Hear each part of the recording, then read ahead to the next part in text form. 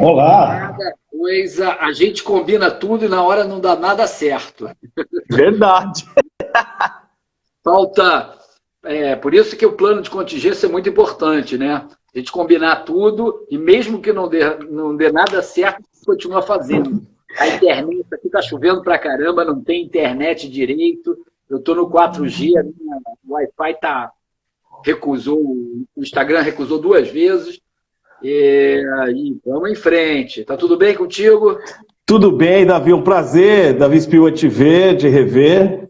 Né? Tá tudo bem. Vamos começar essa live aí que promete bastante, né? História dos protocolos. Vamos lá. Se apresenta, você que vai comandar o show. Então tá bom, muito obrigado, boa noite a todos, todos sejam bem-vindos. Meu nome é Valtecir, faço parte da diretoria da Sociedade Brasileira de Salvamento Aquático e é um prazer tê-los aqui hoje para trazer um tema mais específico, que é a história dos protocolos, né? A gente sabe muitos protocolos, mas a gente às vezes não sabe como ele nasceu, como foi criado, né? E por que que o Brasil é referência em salvamento aquático? E é uma pergunta que a gente tem para o Davi Spielmann, e ele dificilmente responde isso, ele não vai responder. Não sei por que ele não gosta muito de responder isso. E é importante a gente saber disso, né? Como que nasceu? E aí a gente resolveu falar a história dos protocolos, né? E agradecer a Sobrasa, a diretoria da Sobrasa, a todos que estão nos acompanhando aqui, um grande abraço a todos. E, Davi, posso ir para a primeira? Vamos lá, cara. Vamos lá. Então Vamos tá bom, encarar esse vamos. desafio aí, né? É um Vamos falar desafio. também. Então, eu quero falar para quem está ouvindo a gente também, para que eles tenham uma ideia de todas as dificuldades, né? Acho que muitas vezes que a gente segue algum protocolo de RCP, de suporte básico, etc., a gente acha que aquilo veio do céu como uma regra divina, uma coisa assim, e não é bem assim. Aquilo tem um trabalho enorme por trás, dúvidas imensas, e quando as pessoas decidem isso, elas decidem à luz daquela melhor informação. Então, é importante que as pessoas entendam assim a realidade, né? E como elas podem contribuir para essa realidade aí que está dentro dos protocolos dos mais diversos, né? Perfeito. Quem vê a coisa bonita não viu por trás as dificuldades, a métrica que foi, né? Todas as dúvidas que surgiram, né? Para criar esse protocolo, né, Davi? Para quem está chegando agora, o Davi Spielmann, ele é referência mundial em protocolos de salvamento aquático, e eu não vou falar mais porque eu vou começar a falar com ele dos protocolos que ele criou junto com outras autoridades no Brasil e no nosso planeta. Então, Davi, então já que você falou de história, vou mudar aqui então. Fala aquele protocolo lá, o primeiro que foi criado, um protocolo de salvamento aquático, foi em 1796, isso? Como é que foi o primeiro? Então, acho que foi em 1771, algo assim, né? Historicamente falando, o afogamento sempre teve muito ligado ao naufrágio, né? Principalmente naufrágios e também relacionado ao mal súbito, às mortes súbitas, né? Que eram decorrentes durante muitos séculos, na época bíblica e depois, até 150 anos atrás, talvez, 100 anos atrás, as grandes mortes de jovens aconteciam por afogamento. E isso era uma tragédia, porque eles não sabiam lidar com isso direito, né? Então, em 1771, eles juntaram os médicos. Eu acho que isso deve ter tido antes ou depois, não sei exatamente, mas a gente, com relação ao afogamento, foi a primeira vez que a gente tem, historicamente, noção de que pessoas profissionais da área de saúde se juntaram para resolver como iam tratar essa possibilidade de afogamento, né? E aí eles estabeleceram vários protocolos, né? Quer dizer, estabeleceram um protocolo com várias medidas, né? Tirar da água, assim que tirar da água, tirar a roupa para esquentar a vítima, fazer um boca a boca, tinha exsanguinação, tinham várias medidas ali envolvidas, até a medida que eles faziam fumo de tabaco por via retal para estimular, um estímulo, a nicotina tem um estímulo adrenérgico, alfa-mimético. Então, isso, acreditava-se que isso poderia ressuscitar. Né? E, de repente, ressuscitava. A gente não sabe exatamente. A gente não usa mais porque isso está ultrapassado. Ainda bem. Né? Ainda bem que a gente... Mas é isso.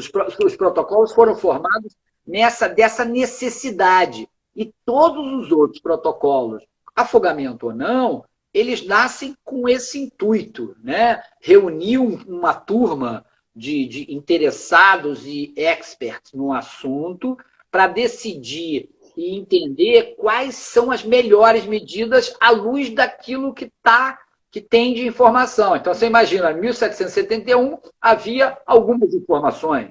Né? Quer dizer, a gente sempre fala assim, quando você está na área de saúde, um bom diagnóstico, quanto melhor o diagnóstico, melhor a sua terapia, o seu tratamento. Né? Naquela época, o diagnóstico era impreciso. Quer dizer, o que causava o afogamento exatamente, como causava, o que acontecia. Então, todas essas situações levavam a ele a uma proposta de protocolo meio imprecisa. Né? E isso foi sendo apurado através dos anos. Mas 1771, você imagina o que era um protocolo, né? E a discussão, né? O que a gente sabe que é hoje o que era naquela época. Né? Muito, muito diferente, né? Até a gente chegar aqui na década de 50, que você conheceu o Peter Safar. Fala um pouquinho, o Peter Safar é o pai do ABC. É o pai do ABC, Air Breath. Como é que foi? É um cara sensacional. Eu não o conheci pessoalmente, eu conheci ele por e-mail, a gente trocou vários e-mails, né? Ele já estava velhinho, isso foi em 1998, 1997.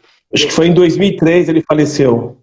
A gente foi trocando e-mails até um pouco antes, bem um pouco antes da morte dele, na realidade. Né?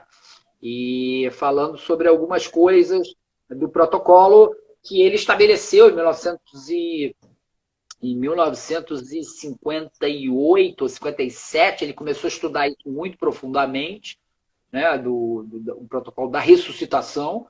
E aí, antes era feito de diversas formas, né? Você vê, em 1771 já tinha sido proposto o boca a boca. E depois ficou esquecido. Eles colocavam, você sabe muito bem disso, que eu sei que você gosta de história, Valteci, né? Professor Valteci, né? E aí você sabe muito bem que eles colocavam a máxima da ressuscitação no afogado era imaginar que entrou água no pulmão, e eu tenho que tirar essa água do pulmão. Quer dizer, o diagnóstico era problema grave é a água que entrou no pulmão. Então, a minha terapia tem que ser voltada a tirar a água do pulmão. Então, às vezes, a vítima estava morta e as pessoas estavam tentando tirar a água do pulmão para reverter essa morte. E aí eles rolavam a vítima em barril, como se fosse secando uma roupa, rolavam no cavalo, faziam tudo que poderia dar aquela ideia de que secaria a água do pulmão e assim você voltaria à vida.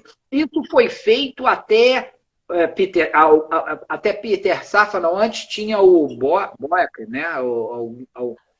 Tinha um outro. Tinha o James Allen que com ele também, e o Kickboard lá, o Kickboard. Isso. Eu não lembro exatamente o nome, mas foram eles que ajudaram Peter Safar a elaborar um trabalho mais científico, mais estudado, mais com duplo cego, com uma evidência científica melhor. E aí, a partir de 1960, aí eles estabeleceram e começaram a fazer o boca a boca relacionado à compressão cardíaca. A compressão já havia sido feita antes, o desfibrilador já tinham tentado antes, quer dizer, era uma salada que ainda não estava, digamos assim, estabelecida direito. E ele ajudou muito, né? O Peter Safra foi o pai da ressuscitação, porque ele estabeleceu um protocolo científico, com base científica, e foi muito importante para todos nós. E aí, na década de 70, o America Heart ele começa ali na década de 60, criando ali essas recomendações e criando esses congressos internacionais, trazendo esses especialistas, né? E aí, Davi, a gente pula da década de 50, não pulo lá em 72, lá então, quando você viu esses protocolos, que eram 3 graus, né? Porque o protocolo foi criado em 72, ou no Brasil ou fora, aí você explica melhor, por médicos e guarda-vidas, né? E foi atualizado em 97. Mas não fala 97, não. A gente está em 72. Como é que foi? Não fala 97. Como é que foi em 72 e tal? Dois médicos que trabalhavam. Eu gosto muito disso, porque eu acho assim, quando a gente faz ciência por uma necessidade da prática. Então, eu tenho uma dúvida na prática, no meu dia a dia, eu tenho uma dúvida e eu vou correr atrás dessa resposta. Esses 2 médicos, eu acho que é Ricardo Bevilacqua e um outro que eu agora não me recordo, a idade não me deixa recordar tudo, esses 2 médicos trabalhavam no Centro de Recuperação de Afogados de Copacabana, que na época ficava ali no Lido ainda, né? Estava no Lido ainda não tinha ido para o posto 6, mas era um centro de recuperação de afogados fundado em 1930 e pouco para lidar com casos de afogamento. E eles perceberam que não era 1 grau, não era assim, viveu ou morreu, ou seja, ou está vivo ou é uma parada cardiorrespiratória. Existiam uma classificação, uma severidade. E aí entra aquela ideia que a gente estava falando no início, quanto melhor o diagnóstico, né? E aí o diagnóstico não só do afogamento, mas da severidade dele, da gravidade dele, melhor o meu tratamento, né? Por exemplo, se eu tenho um afogamento leve, eu não deveria fazer uma ressuscitação.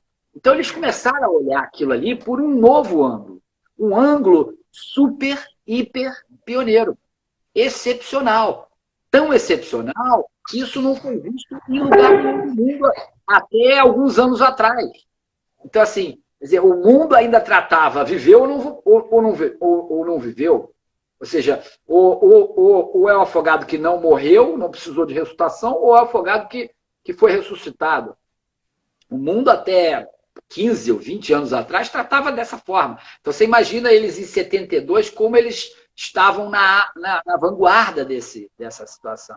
Então, eles entenderam a classificação de afogamento em 4 graus. Tá? E eles dividiram isso e publicaram o primeiro trabalho numa revista brasileira. Não me lembro o nome da revista também, mas, assim, na primeira revista brasileira, que eles publicaram, né? E essa publicação ficou muito restrita, né? Assim, isso é importante a gente dizer. Quando você publica na língua portuguesa, acaba que em papers ou em jornais não indexados, acaba muito restrito isso aí, não tem divulgação, né? Então é muito ruim. Então, assim, essa publicação ficou muito restrita no âmbito do CRA, do Rio de Janeiro, não se espalhou, né? Então, mas foi um pioneirismo excepcional, né? A observação clínica, né? Todas essas observações, maçã cai na cabeça, o raio, você está empinando uma pipa e o relâmpago, aquela situação da genialidade da pessoa que percebe a primeira vez, né? Tem mais alguma coisa por aí que eu posso fazer, né? Então, assim, muito legal da parte dele. E tem mais uma coisa, percebi você lá no final da década de 80, quando terminou a medicina, veio com essas questões, aproveitando a dona Cida, mandou um abraço para você, Aparecida, foi da sua turma. A doutora Aparecida auxiliou ela lá como socorrista lá na equipe Germã, mandou um abraço para você. E aí, na década de 80, você entrou no bombeiro e na década de 90 se deparou com esse negócio de afogamento e tinha mais dúvida do que tudo, viajou lá para a Europa, anotou lá no papelzinho suas dúvidas e quando chegou lá, conta essa história aí, para nós aí. A história é hilária e é legal, sabe? Eu curto essa história também.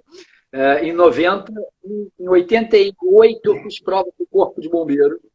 E aí, em 90, me chamaram. Eu queria trabalhar com o Corpo de Bombeiros na praia, com guarda-vidas. Eu sempre surfei, eu sempre fiz caça submarina, eu sempre gostei da praia, dos esportes aquáticos. Então, eu queria trabalhar com os bombeiros. Eu entrei em 90 nesse concurso, né? E comecei a pedir para me localizarem, me colocarem para trabalhar com os guarda-vidas no Centro de Recuperação de Afogados de Copacabana. Na época, tinham 3 ou 4 médicos ali, ele estava o centro estava faltando médicos, e eles me receberam muito bem. E aí você começa a atender afogamento, né?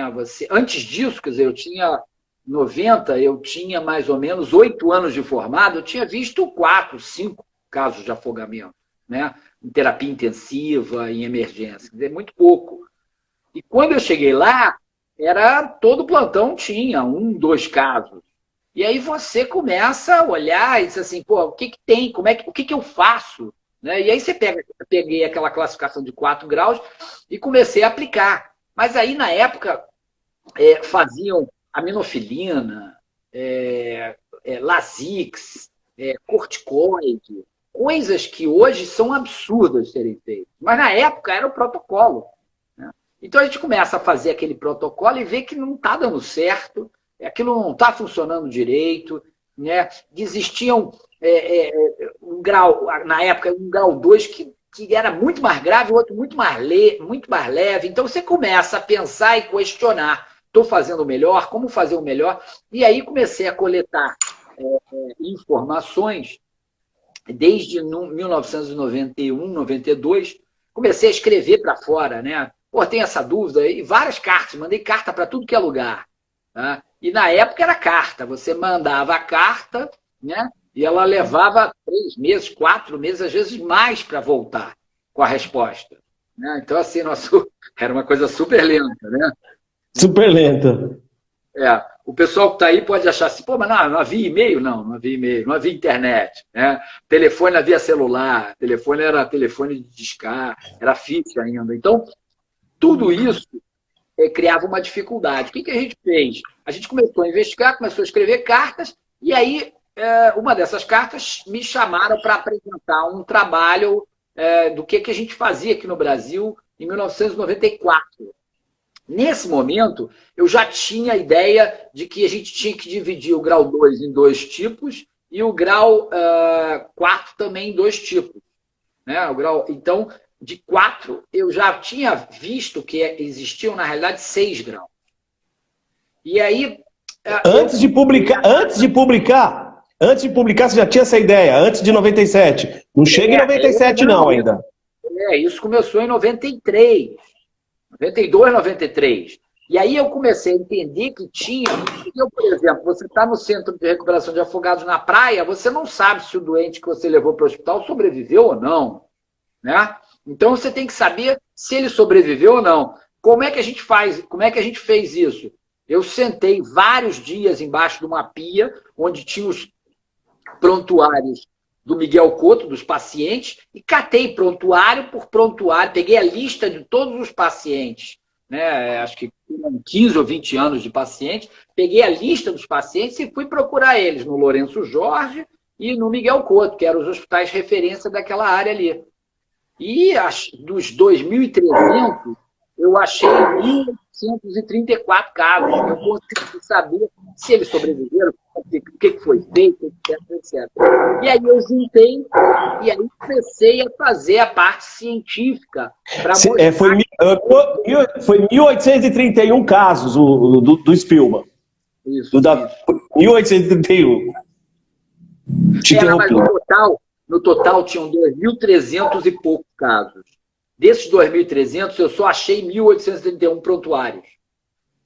Então, os casos Deixa eu fazer. Você achou 1.831 e publicou sozinho na revista Chester, lá em 1997. Setembro de 97, você publicou isso sozinho nessa revista? 1.831? Foi sozinho, não representa exatamente o esforço que foi feito. Foi sozinho, sim. Mas assim, eu pedi ajuda para várias pessoas me ajudarem, porque na época eu não sabia elaborar um trabalho científico, né? E isso era extremamente complexo para você que está começando a ciência, ou a publicar, ou a investigar, como isso deve ser investigado. Então, tive muita ajuda de muitos professores que me ajudaram a elaborar isso aí. E você vê, eu comecei a trabalhar nisso em 92, 93 e só publiquei em 97. 97. Então, um longo caminho de experiência, de tropeços, né, etc, etc. Né? E foi quando a gente foi em 94, já com esse trabalho mais na mente, eu fui em 94 fazer uma apresentação lá. Cheguei lá, em País de Gales, e aí as pessoas olhavam para mim, assim, quer dizer, cadê seu time? Eu falei, como assim time? Não é um congresso médico? Não, não é um congresso, um encontro mundial, principalmente de competição desportiva.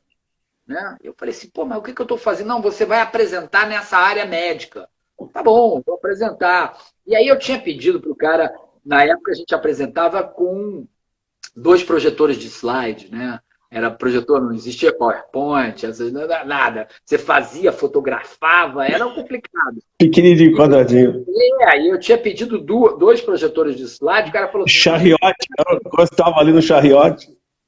Exatamente. Pode contar com os 2 projetores. Quando eu cheguei lá, e tem que apresentar em inglês, e você arruma aquela apresentação, todas as dificuldades de quem está me assistindo sabe as dificuldades que a gente tem quando a gente vai para um ambiente que a gente não conhece, numa língua estranha, onde as pessoas te olham e não te conhecem, não te respeitam porque você é um país latino. Né? Então, assim, tem todo esse aparato que chegou lá e o cara chegou, olha, não tem 2 projetores, não, é um só. E aí você está tudo arrumadinho para 2 projetores, né? E aí você tem que botar um atrás do outro, né? Juntar a tua apresentação na hora ali. Né?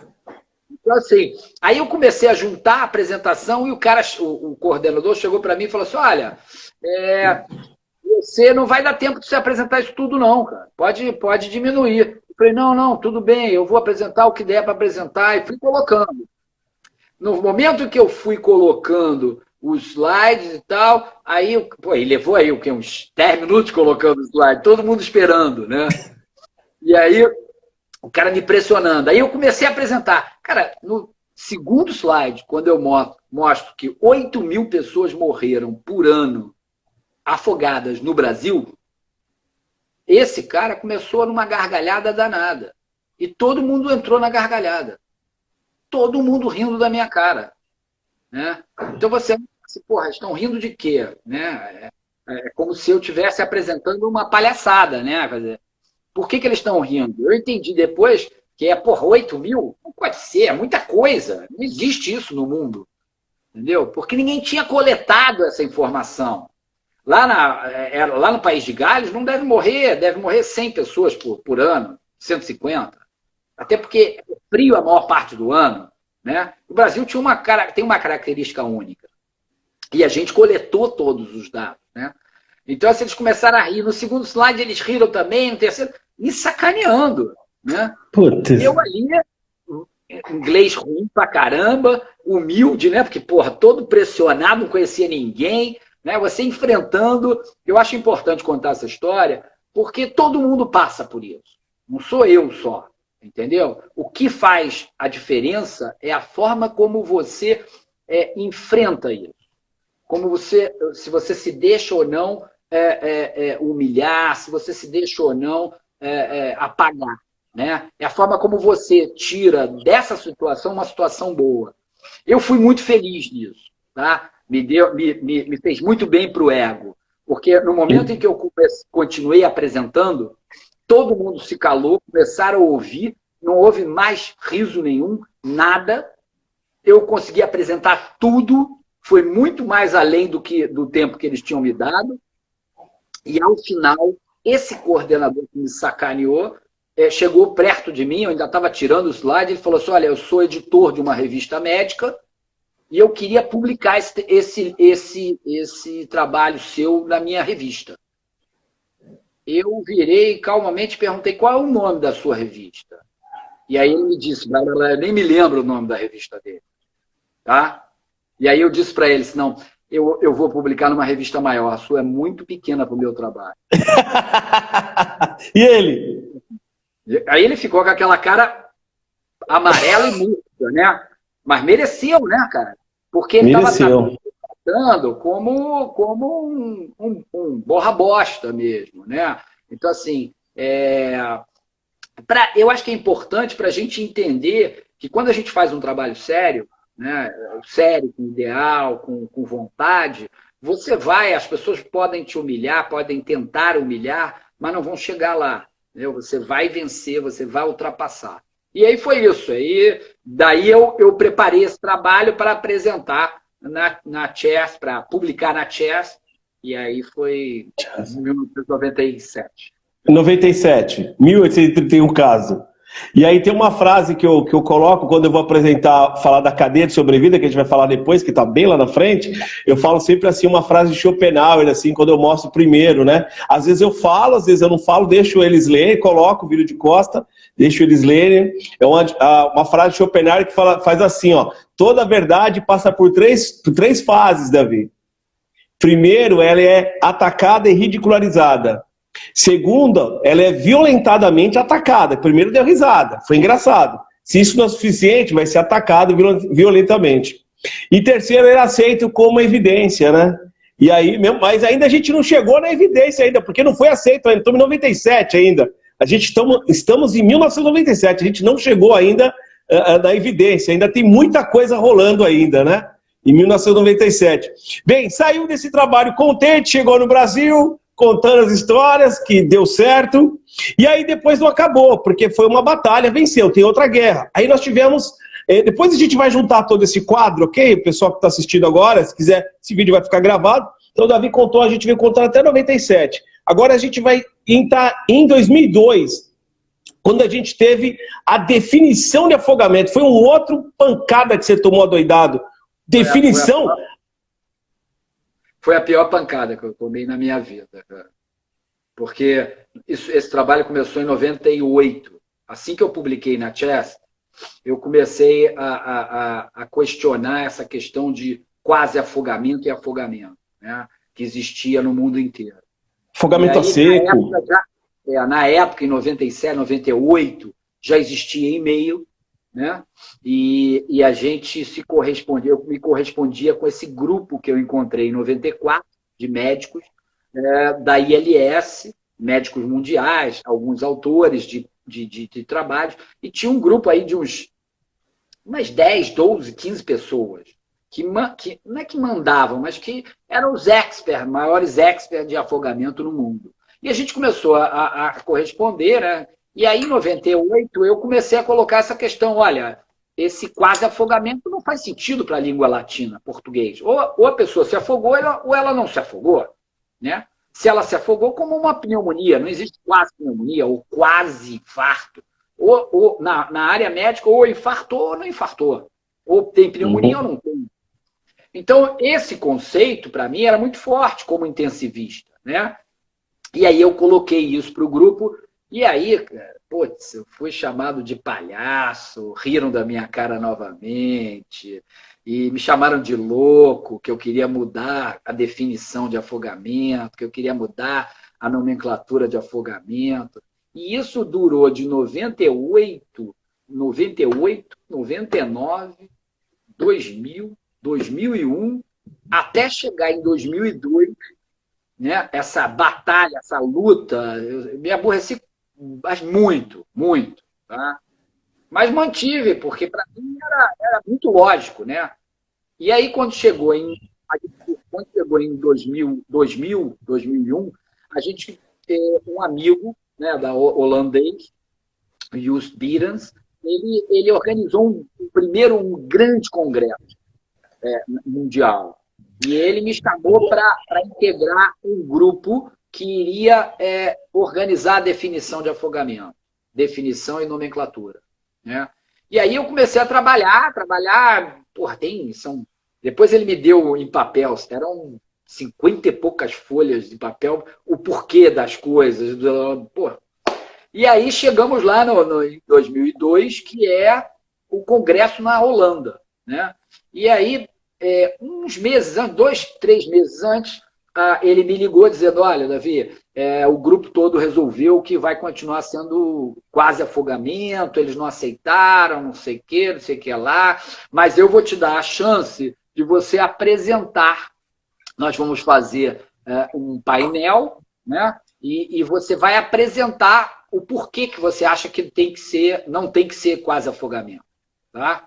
Mas, pô, eu me preparei, mas estava como vencido, né? E aí fomos para a primeira apresentação, o Dr. Jerome Model apresentou, ele era o autor dessa definição de quase afogamento em 72, mais ou menos, quer dizer, 72, nós estamos falando de 2002, quer dizer, que 30 anos, né? 30 anos com a definição de quase afogamento, quer dizer, e o próprio autor, né, com 90 trabalhos publicados na época, contra eu só tinha um trabalho publicado, né? ou tinha 2 ou 3 na época, né? Mas assim, eu sei que eu apresentei, ele apresentou, e aí eles botaram em votação. Tá? A votação foi muito próxima de derrubar, porque existiam muitas pessoas de outras línguas que não a inglesa, e eles entendiam o que eu estava falando, porque na língua deles também não fazia sentido isso. Aí ele falou assim, olha, vamos apresentar novamente, vamos fazer uma sessão amanhã novamente. Fizemos a sessão novamente, eu apresentei novamente, e o Jerome Model apresentou novamente. E aí a coisa igualou, pau a pau. Aí vamos fazer uma terceira sessão para definir isso. E aí na terceira sessão a gente descolou, né, em votos na sessão, né? E essa sessão, porra, eu cheguei, eu não acreditava, né? Pirou. Depois de apanhar 3 anos direto, mudou o negócio. Né? Então, assim, mudou a classificação, mudou a definição e a terminologia do afogamento. Então, eu fiquei, assim, radiante, porque, porra, é muita paulada, né, cara? Foi muita paulada, né, Davi? Essa história. A gente vai contar isso depois numa outra sessão também. Estamos preparando um livro para contar essa sessão aí. E aí, isso aí foi em 2002. Tomou pancada da com pau, e aí sai a definição de afogamento. É acidente causado por aspiração de líquido não corporal, né, durante uma submersão ou uma imersão. Foi em 2002. E não contente com isso, em 2005, emplacou aonde? Na Organização Mundial de Saúde, que a definição também está na Organização Mundial de Saúde. Tudo que a gente está falando com vocês aqui nessa live, vocês pegam essas referências dentro do site da Sobrasa, lá tem toda essa sequência aí, tá? A gente também vai montar depois essa sequência dessas referências para vocês pegarem aí. E aí, Davi, quando emplacou em 2005, como é que foi na Organização Mundial de Saúde? A definição reconhecida. Você vê assim, é mais fácil, mas ainda é uma batalha, né? Porque você vê até hoje alguns trabalhos sendo publicados como near drowning ou sem usar a definição de 2005. 2005 tem quase 20 anos, né? Pelo menos, né? Então, assim, é muito tempo e ainda assim existe uma resistência. Eu acho que não é nem uma resistência, eu acho que é mais um costume muito grande, né? Principalmente da língua inglesa, que sempre falou em quase afogamento, né? É uma terminologia leiga e tudo mais. Então, em 2005, a coisa começou a desandar. Eu tive a adesão de muitos colegas no mundo inteiro, médicos especialistas em afogamento, que adotaram essa definição, e até hoje a gente tem, a cada publicação de algum paper, né, algum trabalho que está escrito quase afogamento, a gente escreve uma cartinha para o editor dizendo, olha, a definição não é essa, a terminologia não é essa, para dar uma pressão nos jornais, nos trabalhos, para que a gente possa pegar essa nova definição. É muito importante. E sabe por que é muito importante? Porque o que acontecia, principalmente na língua inglesa, você tem o que é quase afogamento e ela, por exemplo, ela não morre, não entra para a estatística de afogamento. Então, assim, o que acontece muito era que existe uma subestimação de dados quando você usa essa terminologia quase afogamento. E isso faz com que o problema não seja entendido direito, o diagnóstico não é bem feito e o tratamento não é.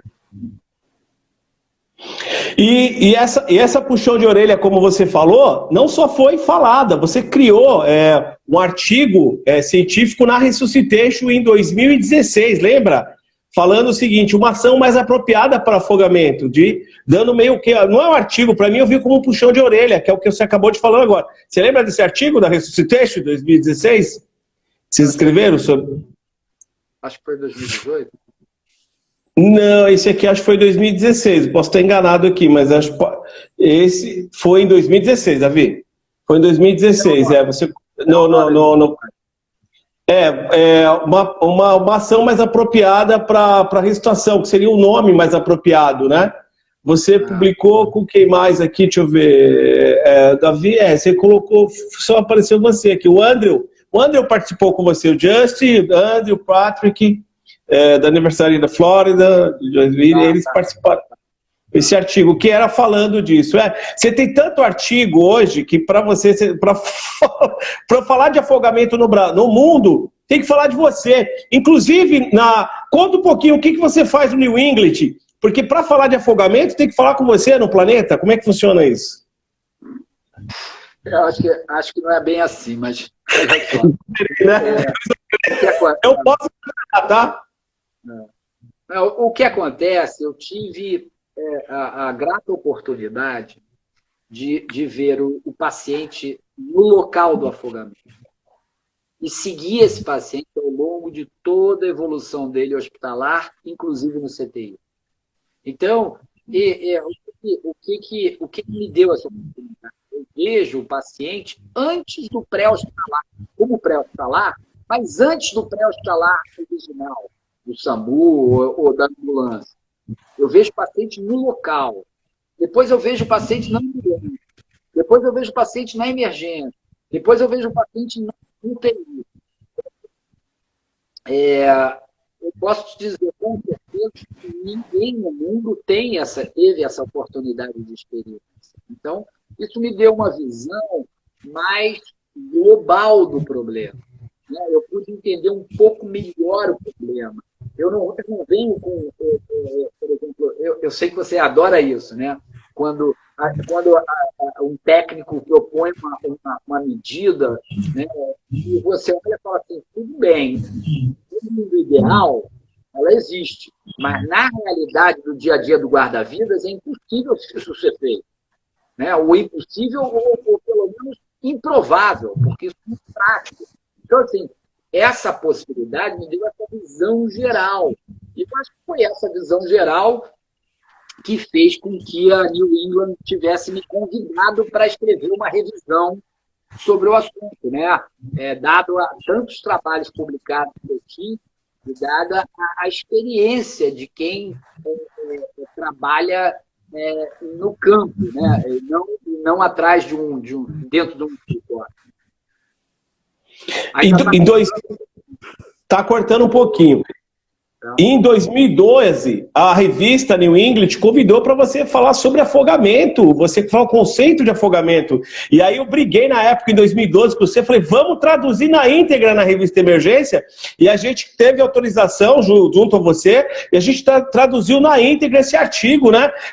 Bem rapidamente esse artigo, que para mim é o estado da arte do afogamento, e a gente deixa esse material na Sobrasa. Quem entrar dentro do site da Sobrasa.org pode pegar da New England. Ele está traduzido na revista Emergência. Revista Emergência deixou a gente disponibilizar. Daqui a pouco eu respondo o pessoal da Aqua. Essa pergunta é importante, tá bom? É da Aqua Resgate, eu já respondo rapidinho já. Davi, bem rapidinho dessa revista, desse artigo 2012, que a gente colocou aí. Enquanto você fala, eu vou pegar 3 livros aqui. Você pode falar desse? Posso. Eu vou falar A gente está com 15 minutos para acabar. Eu vou dar uma acelerada, senão a gente não vai terminar. Tá? Claro. Então, assim, a gente publicou essa revisão na New England, né? E isso teve uma repercussão mundial muito grande. A gente conseguiu mostrar mais ainda o nosso trabalho. E, em seguida, a gente tentou fazer um trabalho, e aí com vários colaboradores internacionais, Ana Catarina, o Ivo, o Justin, vários colaboradores, onde a gente, o Roberto Barcala, o Pepe Palácio, tem várias pessoas trabalhando hoje em dia, é um grupo muito forte, chamado IDRA, International Drowning Research Alliance, e a gente trabalha muito forte. Na época, a gente tentou entender assim, como a gente vai coletar os dados de afogamento, né? Por exemplo, quando o guarda-vidas anota um socorro na praia, esse socorro fica ali limitado àquela região. O que a gente queria era pegar esses dados todos e entender o que o Brasil passa na área de afogamento. Então, a gente começou a reunir dados, e isso gerou algumas necessidades. Gerou a necessidade de entender o afogamento, e aí nasceu a cadeia de sobrevivência do afogamento em 5 anéis. Né? Em seguida, a gente começou a trabalhar também e a gente entendeu que, caramba, tem gente que fala de prevenção, mas não é prevenção. Como, por exemplo, um cinto de segurança, um freio ABS, as pessoas pensam que é prevenção e não é. Ou fazer primeiro socorro dentro da prevenção, não. Então, a gente entendeu, olha, então, para coletar os dados melhor, a gente vai ter que entender o problema. Lembra aquela situação? Fazer um melhor diagnóstico. Quanto melhor o meu diagnóstico, melhor o meu tratamento, melhor a minha solução. E aí nasceu a linha do tempo do afogamento, um outro trabalho internacional. Tá? E isso vai evoluindo, né? Até essa questão, assim, acho que um trabalho super importante é quando a gente pega a linha a cadeia de sobrevivência do afogamento, os 5 anéis, e a gente coloca isso aí para entender o quanto cada anel é importante dentro de um sistema de guarda-vidas. E aí a gente vê que 99,8% é prevenção, são intervenções de prevenção. Né? É incrível isso. 99,8%. Né? Eu acho que está cortando porque a internet não está bom. Está chovendo aqui.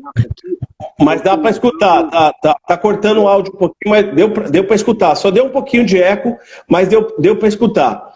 E aí, Davi, nós estávamos lá em 2012 e aí nós chegamos no IUCOR, né? O IUCOR foi criado em 1992, Aliança Internacional dos Comitês de Ressuscitação, foi criado por 5 países, América Heart, Comitê de Ressuscitação Europeu, o africano, Nova Zelândia, o da Ásia, a Fundação Interamericana, o Dr. Sérgio Timmer, colega, seu pessoal, nosso colega, trabalhei com o Dr. Sérgio lá, fui instrutor convidado dele lá por quase 10 anos no INCOR, e a Aliança Internacional dos Comitês de Ressuscitação traz esses protocolos a cada 5 anos, agora estão mudando um pouco antes. E aí nós entramos em 2015 nos protocolos com a cadeia de sobrevida, essa cadeia que você falou, virou diretriz internacional, porque em 2015, em suporte básico, não mudou quase nada, só pediu outras coisas, mas não mudou, mas acrescentou isso em 2015, e em 2020 a gente também, e o pessoal do trauma também colocou a gente lá dentro do PHTLS, protocolo brasileiro, que é os graus de afogamento, está lá na página 600 e pouco, já saiu a nova edição, a 9ª do PHTLS, né? Nós temos alguns livros também, né, Davi, fazer propaganda para a doutora Júnia e a doutora Carla, nós publicamos aqui no capítulo dela, mando um beijo para elas, e as nossas grandes amigas da Bimar também, a Juliana, o Sacha, o marido dela, publicou aqui, né, a Dani hoje é presidente da Associação Brasileira de Medicina em Áreas Remotas, e a doutora Lúcia, nossa grande amiga também, publicou aqui a parte do afogamento, né, para a gente lembrar. Bem, virou referência na parte de trauma. E aí, será que a gente tem quanto? Tem 10 minutos ainda? É tanta pergunta, nossa, não dá, é muita coisa aqui. Eu falei, a gente vai chegar aonde? Mas, e aí, vamos responder do Aqua, que ele perguntou o seguinte, ó, se algum estado tem alguma dificuldade, eu vou ler aqui a pergunta dele, Davi, rapidinho, E se você me permitir deixar eu responder essa pergunta, se eu corro o risco de errar, mas eu queria responder para ele. Se dá algum conflito, alguns estados com esses protocolos, protocolo não é lei, né? Mas protocolo segue. Inclusive, a Sobrasa, ela é um braço dentro da Liga Bom. Me corrige, Davi, não é isso? Nós somos um braço dentro da Liga Bom, da Liga Brasileira de Bombeiros Militar. A Sobrasa, ela foi criada em 1995. Em 1995, nós temos na nossa diretoria da Sociedade Brasileira de Salvamento Aquático quase 80%, 90% dos colaboradores são militares, mas a gente tem muito civil, eu sou civil e sou colaborador aqui dentro da Sobrasa. E os protocolos, eles seguem, a maioria todos segue os protocolos dos graus de afogamento, né? A gente colabora com os POPs, procedimento de operação padrão de alguns corpos de bombeiro de alguns estados, e IoT, instrução de operação técnica também, com esses materiais técnicos que fica dentro da Sobrasa. E espero ter respondido. Qualquer coisa, você pergunta de novo. Eu queria fazer só algumas ressalvas. Hoje em dia, nós não somos 90% militares, nós somos 60%, 70%. O resto são civis. A gente, os protocolos não são leis, mas são recomendações, ao nível, a similaridade do INCOR e de outras sociedades de ressuscitação.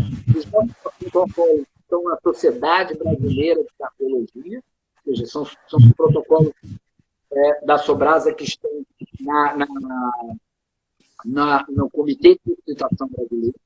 Né? Então, de 2009. Você não fazer o que a gente está recomendando é impossível. Você tem que explicar por quê. Ou seja, por que você não está fazendo isso? O que tem de ciência para te levar a fazer outra coisa? E aí você explica. Se você convenceu o juiz, quem está te perguntando, é legal. O que na realidade acontece, a ciência vem para nos dar apoio ao que a gente tem de conduta. Então, eu, como médico, sempre que eu estou fazendo alguma coisa, está dentro do protocolo, eu estou sendo respaldado pelo protocolo. Né? Quando um protocolo, por exemplo, estadual está sendo elaborado, ele elaborou um protocolo estadual, seja do bombeiro, do SAMU, quem quer que seja, ele estabelece por conta própria, dizendo o que é, alguém pode questioná-lo depois e dizer assim, mas isso vem da onde? Né? Então, assim, os protocolos da Sobrasa vêm da ciência, né? Vêm da ciência mundial. Então, quando você quer fazer algo fora disso, você tem toda a liberdade de fazer. Né? E o profissional de saúde tem muita liberdade de seguir protocolos diferentes. Mas, claro, o respaldo de seguir um protocolo mundial é muito maior, né? Quando você tem que responder por alguma situação médica, o que é muito frequente. Perfeito. Existe voltando aos protocolos, em 2015, você participou do INCOR, da Aliança Internacional dos Comitês de Ressuscitação. Ressalvo aqui, foi em 2015, até o Dr. Sérgio Timmerman participa de todos, outros brasileiros também, mas você entrou num grupo do INCOR. E as diretrizes de 2015 falaram, mas não tem um afogamento, só tem... Se você pegar o resumo, você não vai achar isso. Vai achar isso no capítulo 10 de situações especiais. Mas o capítulo 10 de situações especiais, ele remete ao protocolo de 2010. É isso mesmo, porque 2015 pediu para usar o protocolo de 2010. Quando você entra em 2015, ele olha a recomendação de 2010, situações especiais, para o afogamento utiliza-se o tradicional ABC. Isso, Davi. Tem que entender um pouco, né, Walter, que quando você fala em protocolos de ressuscitação, você está muito voltado para a parte clínica, muito pouco ao final. Os protocolos de ressuscitação incluem um pouco de trauma, mas é muito pouco. Né? E o contrário é tudo verdadeiro. Quando você vai para as sociedades de trauma, e os protocolos de trauma, elas têm uma certa dificuldade de incluir o afogamento também, como se ele não fosse um trauma. Né?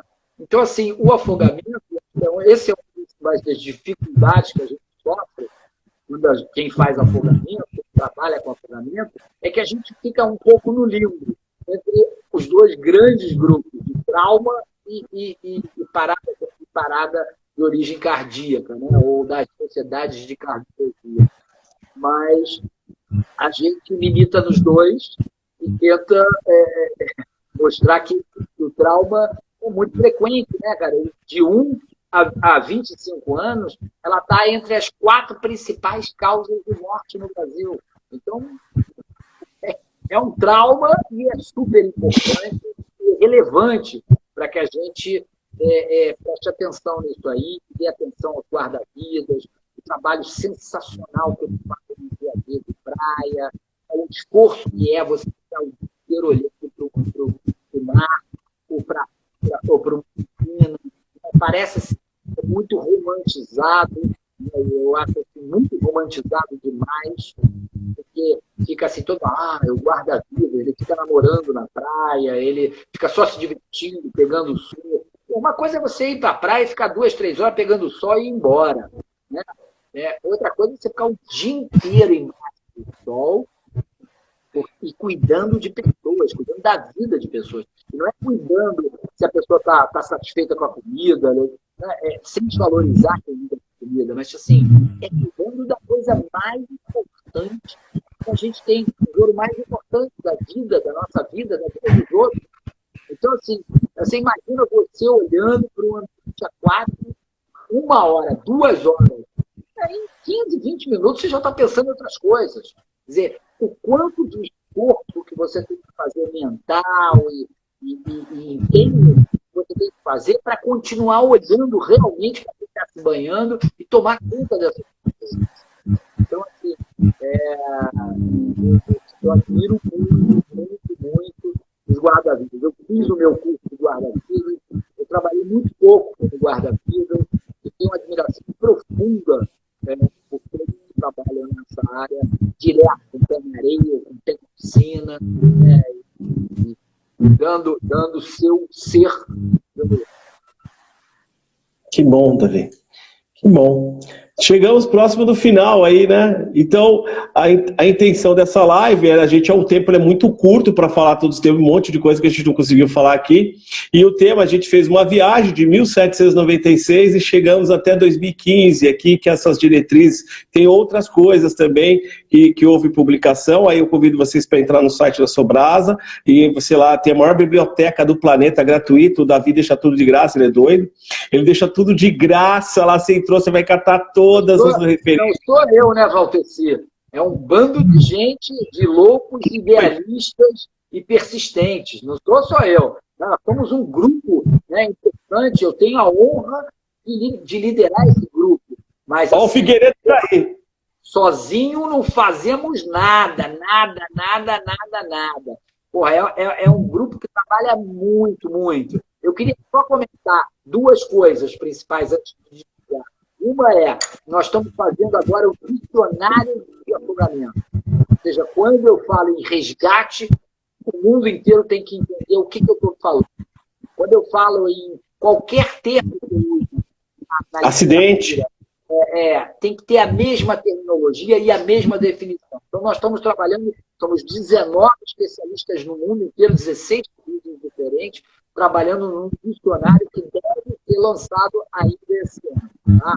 E a outra é convidar vocês para entrar na sua casa, na página, usufruir com o máximo, sei lá, tem curso de esporte para conseguir em afogamento, esporte de vida, tem muita coisa, muitos vídeos, muitos gibis.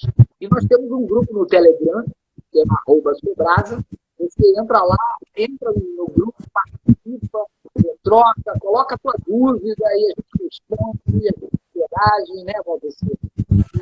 E é excepcional a interação, é a forma da gente prevenir, salvar, educar para não afogar. A educação é tudo na vida do mundo, é como a gente vai reduzir realmente os afogamentos.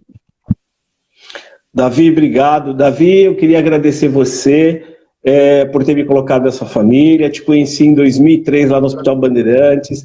Ter uma amizade, um carinho. Você me ajuda muito. Você tem muita paciência comigo. Os amigos da Sobrasa também. Teve as dificuldades como a gente tem. Eu vejo que o pessoal aprende isso aí rapidinho, né? Eu estou lendo você aqui faz 20 anos quase. E tem um monte de dúvida, tem um monte de pergunta ainda para fazer. e acho que o pessoal aqui tem... Faz lá no Telegram, bota no Telegram e vamos responder junto. Todo mundo, vamos participar, vamos trocar. É muito legal. Pessoal da diretoria que entrou na Sobrasa aí, tava o Figueiredo, entrou o Figueiredo, Luque, um grande abraço para todos aí. Finaliza, meu mestre. Vamos lá. Guimarães, um abraço para todo mundo, a foto clássica antes de desligar.